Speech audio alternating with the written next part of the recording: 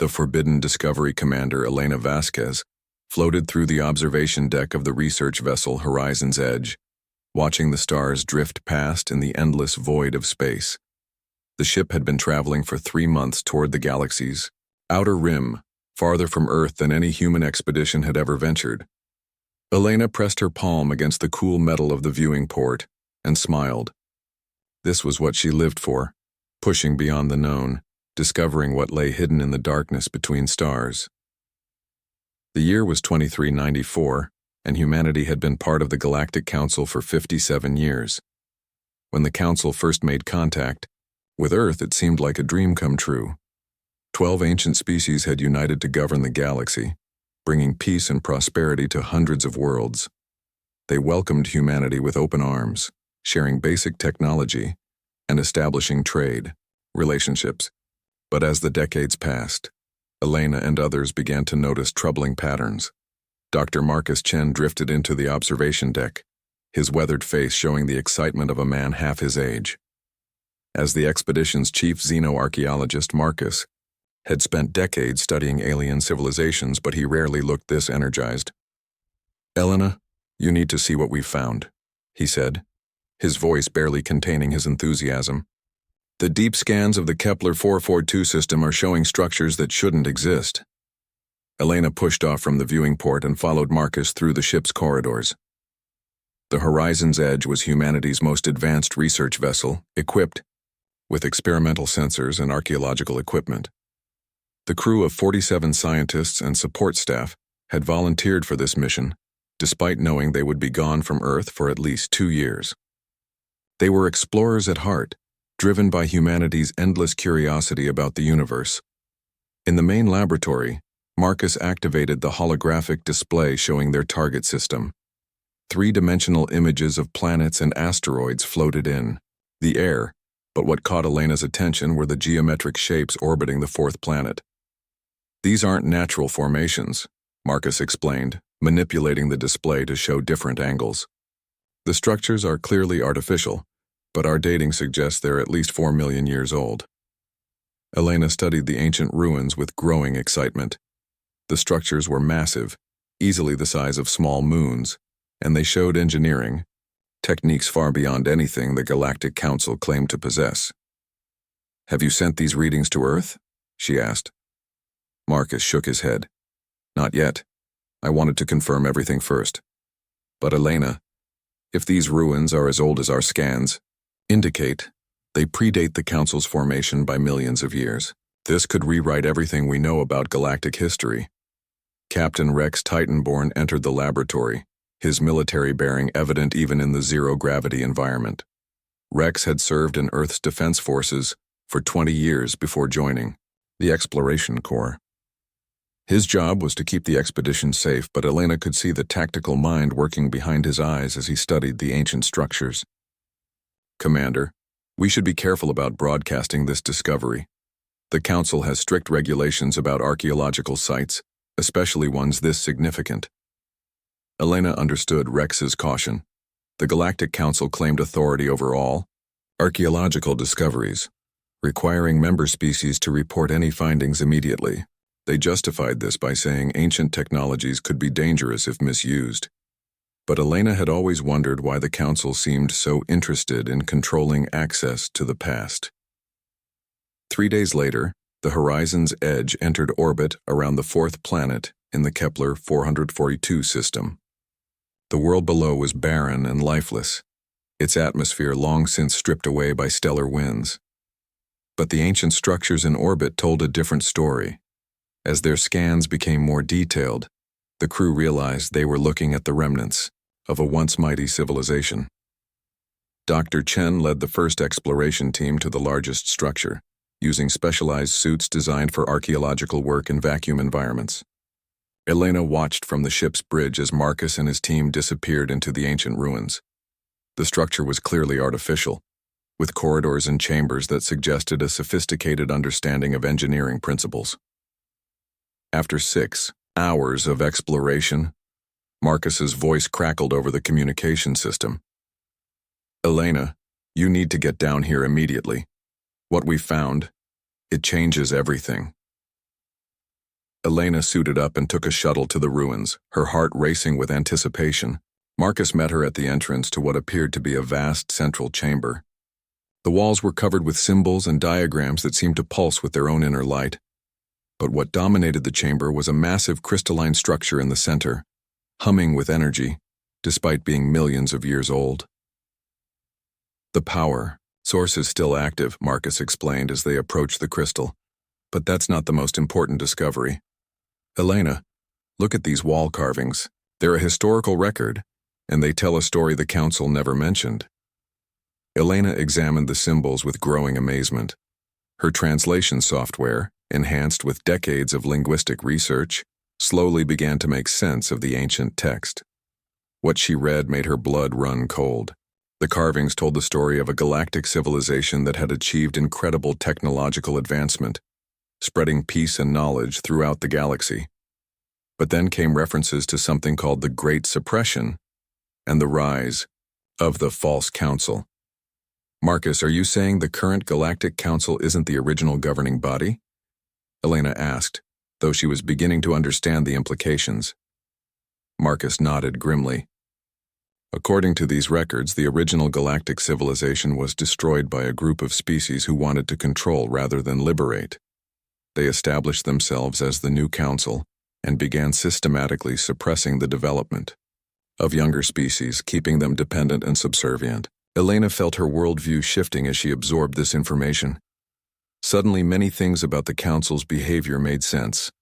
Why they always seemed to limit human technological development, why they controlled access to certain star systems, why they required all archaeological discoveries to be reported to them immediately.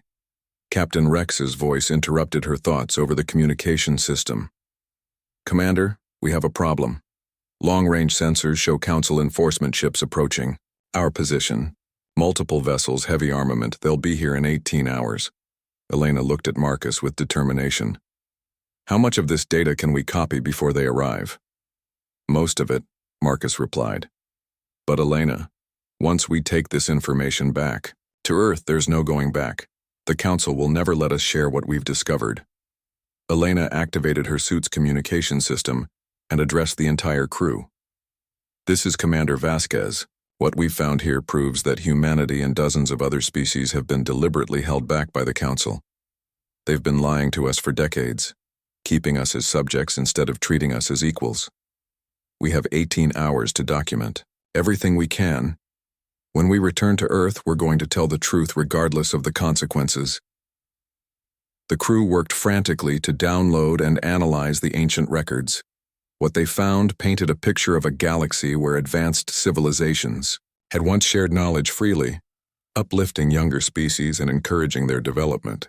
The current council had destroyed this golden age, establishing a system where only certain species held power, while others were kept in a state of controlled development. Dr. Chen made another startling discovery in the depths of the ruins.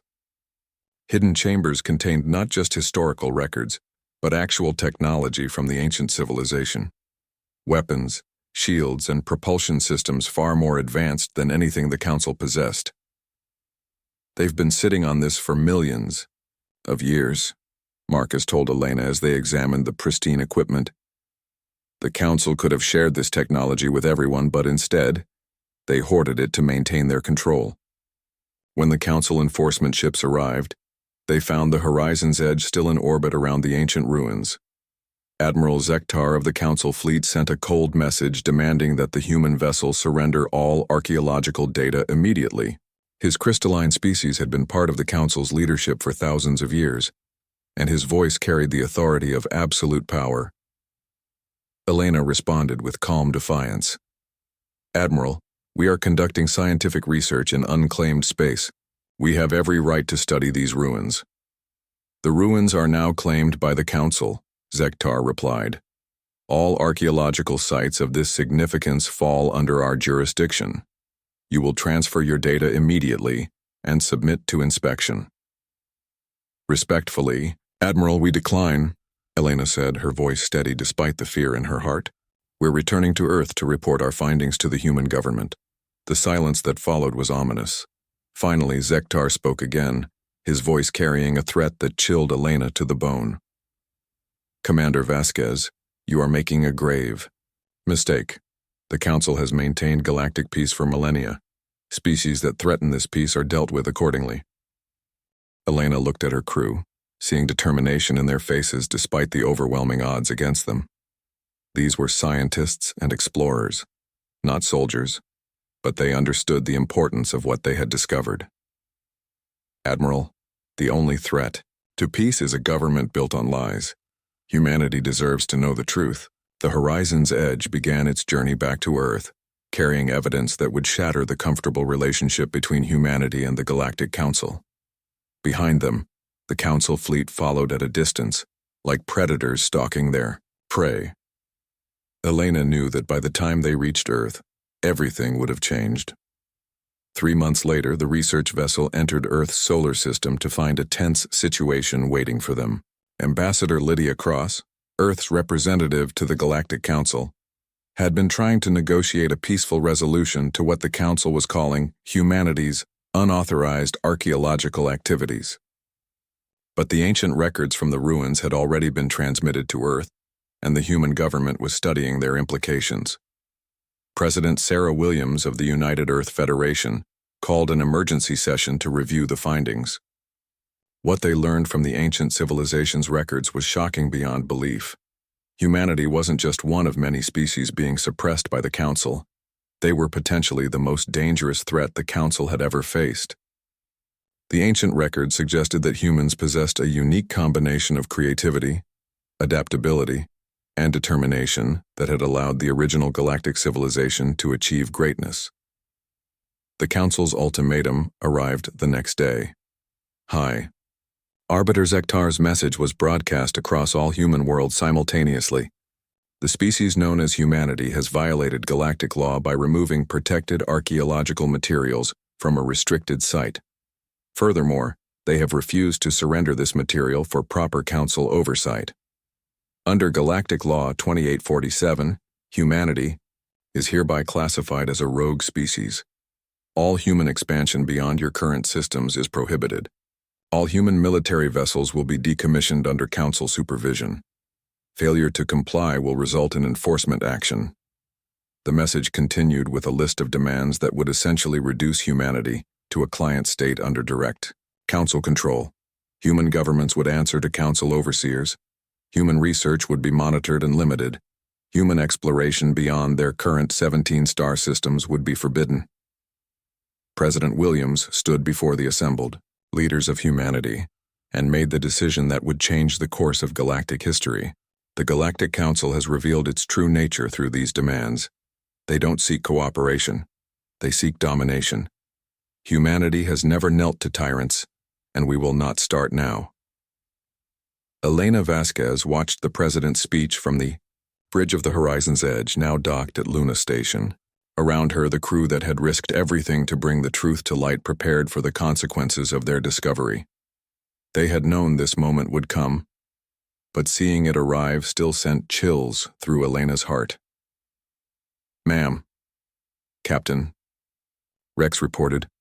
"Long-range sensors show Council fleets moving toward human space. Multiple species, thousands of ships. They're not coming to negotiate." Elena activated the ship's communication system and addressed her crew one final time. "When we left Earth 3 months ago, we were explorers and scientists. When we return to the surface, we'll be something different. We'll be the people who gave humanity the truth, regardless of the cost. The war that's coming isn't one we wanted, but it's one we'll fight with everything we have." As Elena looked out at the stars, she thought about the ancient civilization whose ruins they had discovered. That civilization had been destroyed because they refused to surrender their freedom to the Council's control. Now humanity faced the same choice. But humans had something the ancient builders perhaps lacked. They had learned from history, and they had the determination to write a different ending to the story. The first phase of humanity's greatest challenge was over. They had discovered the truth about the Galactic Council's tyranny. Now came the hard part, surviving long enough to do something about it. The war for freedom 6 months had passed since humanity declared independence from the Galactic Council, and the galaxy burned with the fires of war. Commander Elena Vasquez stood in the command center of the newly constructed Freedom Station, humanity's secret base hidden in the asteroid belt beyond Pluto. Around her, holographic displays showed the grim reality of humanity's situation. 17 human star systems faced off against the combined might of 12 alien species and their thousands of warships. Dr. Marcus Chen had become humanity's most valuable asset in the months following their discovery. Working with teams of engineers and scientists, he had managed to reverse engineer portions of the ancient technology found in the ruins. The breakthrough came when they realized the crystalline power sources could be adapted to human manufacturing techniques. Now human ships carried shields and weapons that could match Council technology, though they were still vastly outnumbered. Captain Rex Titanborn had transformed from an exploration escort into humanity's finest military strategist. His unconventional tactics had already won 3 battles against Council forces by using asteroid fields and space debris as weapons. Rex understood something the Council didn't. Humans had spent their entire history fighting against impossible odds and finding ways to win. The first major engagement came when Council War Master Vexhai led a fleet of 800 ships against the human colony of New Geneva in the Kepler 438 system. The reptilian commander expected to crush human resistance in a matter of hours, following the Council's traditional tactics of overwhelming force and formal battle formations.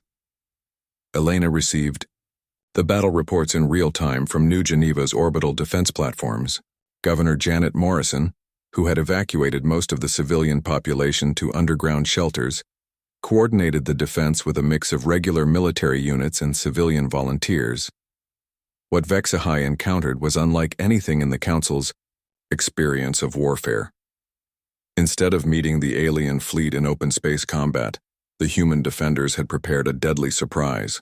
Mining ships from the asteroid belt had been converted into massive kinetic weapons, accelerated to incredible speeds using the ancient propulsion technology. When Vexhai's fleet entered the system expecting surrender, they found themselves under attack from directions that should have been empty space. The first wave of converted mining ships struck the Council fleet's flanks, while the aliens were still organizing their battle formations. Each ship carried enough kinetic energy to destroy vessels 10 times their size. Within minutes, Vexhai had lost over 100 ships to weapons the Council had never imagined. But the real shock came when the surviving Council ships tried to retreat. Human fighters, equipped with ancient cloaking technology, had been waiting in the system's outer reaches. These small, fast ships attacked the alien fleet like a swarm of angry insects, targeting engines and communication arrays with precision strikes before disappearing back into the void. Impossible, Vexhai hissed to his surviving commanders as his flagship limped away from New Geneva. These humans fight like savages, without honor or formation discipline. How can we defeat an enemy that refuses to follow the rules of civilized warfare? High Arbiter Zektar received the battle reports on the Council's capital world of Nexus Prime with growing concern. In 50,000 years of galactic governance, no species had ever resisted Council authority for more than a few months.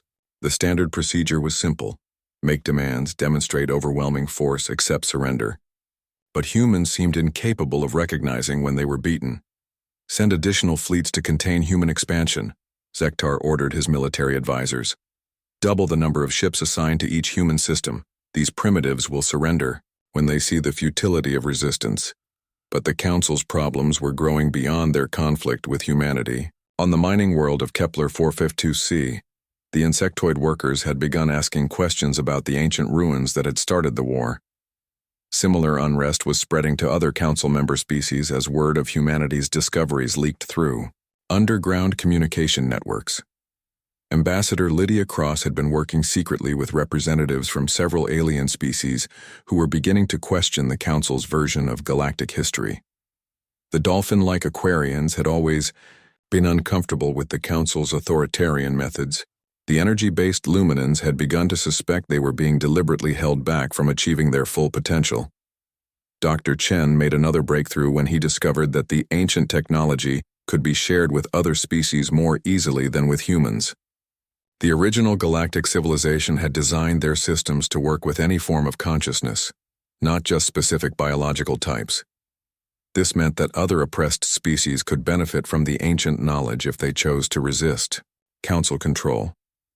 Elena found herself coordinating not just humanity's military efforts, but a growing rebellion that included multiple alien species. The Aquarians contributed their advanced underwater manufacturing capabilities, producing equipment in ocean worlds the Council rarely monitored. The Luminans shared their energy manipulation techniques, allowing rebel forces to disable Council ships without destroying them completely. The tide of war began to shift when Captain Rex developed a new strategy he called Cascade Warfare. Instead of fighting each Council fleet directly, human forces would attack the alien supply lines and communication networks. Small groups of ships would strike at fuel depots, communication relays, and repair facilities before disappearing into the vast emptiness of space. War Master Vexahai found his forces spread across hundreds of star systems, trying to protect facilities that had never needed protection before. Every time he concentrated ships to attack a human stronghold, rebel forces would strike somewhere else, destroying months of supplies or cutting off entire fleets from their command structure. "They're everywhere and nowhere," Vexahai complained to the Council leadership during a strategy meeting. "We destroy one human base, and 3 more appear in different systems. We attack their ships, but they've already moved to new hiding places. It's as if they're fighting the entire galaxy instead of just us." High Arbiter Zektar was beginning to understand that humanity represented a threat unlike anything the Council had faced before. These weren't just rebels fighting for their independence. They were revolutionaries trying to overthrow the entire galactic order. Worse, they were succeeding in convincing other species to join their cause. The breaking point came when Elena and her team discovered the location of the Council's central command facility. Hidden in the Sagittarius arm of the galaxy, the massive space station called the Eternal Throne had coordinated Council operations for millennia. More importantly, it contained the archives of all the civilizations the Council had suppressed or destroyed over their reign. Marcus Chen realized that if they could access those archives, they could prove to every species in the galaxy that the Council had been lying about galactic history. The evidence would be undeniable, stored in the EUA, Council's own records, but reaching the Eternal Throne would require the most audacious military operation in human history. Elena assembled representatives from all the rebel species for a desperate planning session. The Eternal Throne was protected by over 5,000 Council ships and defended by the most advanced weapons in the galaxy. A direct attack would be suicide, but Rex had developed a plan that relied on humanity's greatest strength: their willingness to sacrifice everything for freedom.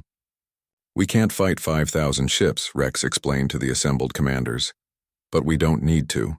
The ancient technology includes something the Council doesn't know about: instantaneous matter transmission across galactic distances. We can send small teams directly onto the Eternal Throne, while their fleets are still fighting our decoys." The plan required perfect coordination between dozens of rebel groups across the galaxy. Human fleets would launch obvious attacks on Council strongholds, drawing their forces away from the Eternal Throne. Meanwhile, teams of specialists would use the ancient transportation technology to infiltrate the station and access its archives. Elena volunteered to lead the infiltration team, despite the protests of her crew. "I've been part of this fight since the beginning," she told them. "If we're going to risk everything on one desperate gamble, I'm not going to watch from the sidelines." The final battle began when human fleets launched simultaneous attacks on 12 Council worlds. War Master Vexahai found himself commanding defensive operations across half the galaxy as rebel forces struck at targets that had been considered completely secure. The attacks seemed random and disconnected, but they served their purpose, pulling Council forces away from their most important facility. While the galaxy burned with diversionary battles, Elena and her infiltration team materialized. Inside the Eternal Throne's central archive chamber, the ancient transportation technology had worked perfectly, delivering them directly into the heart of Council power. Around them, massive crystalline structures hummed with the stored knowledge of millions of years. Dr. Chen immediately began accessing the Council's historical records while Elena and her security team prepared for the inevitable counterattack. What Marcus found in the archives exceeded their worst fears about Council oppression. Dozens of species had been deliberately held back from technological advancement. Entire civilizations had been destroyed when they came too close to discovering the truth about the original galactic government. "Elena, you need to see this," Marcus called out as he downloaded terabytes of suppressed history. "The Council didn't just replace the original civilization. They've been systematically destroying any evidence that advanced cooperation between species is possible. They've convinced everyone that their authoritarian system is the only way to maintain galactic peace." The sound of energy weapons outside the archive chamber indicated that Council forces had detected their presence. Elena activated her communication equipment and began broadcasting the downloaded archives across the galaxy. Every rebel base, every hidden communication network, every species that had ever questioned Council authority received the undeniable proof of their oppression. High Arbiter Zektar watched in horror as his carefully constructed version of Galactic history crumbled in real time. Across hundreds of worlds, species that had been loyal Council members for millennia began to question their allegiance. The evidence was overwhelming. The Council had built their empire on lies, suppression, and the systematic destruction of any civilization that achieved true freedom. The revolution that followed was swift and decisive.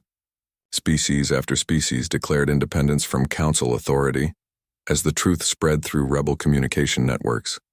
The Council's vast military found itself fighting not just humanity, but dozens of former allies who had discovered the reality of their oppression.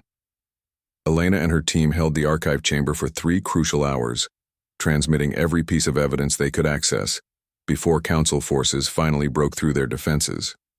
But those 3 hours were enough to change the course of galactic history. The truth was out, and no amount of Council propaganda could suppress it again. War Master Vexhai found himself commanding a military force that was rapidly losing the support of its member species. Entire fleets defected to the rebel cause as their crews learned about the Council's deception. What had begun as a war to suppress human independence had become a galactic revolution for freedom. The end came not with a massive battle, but with a simple declaration.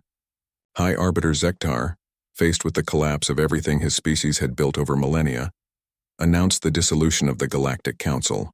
Rather than fight a war they could no longer win, the remaining Council leadership agreed to surrender their authority and face judgment for their crimes against galactic civilization.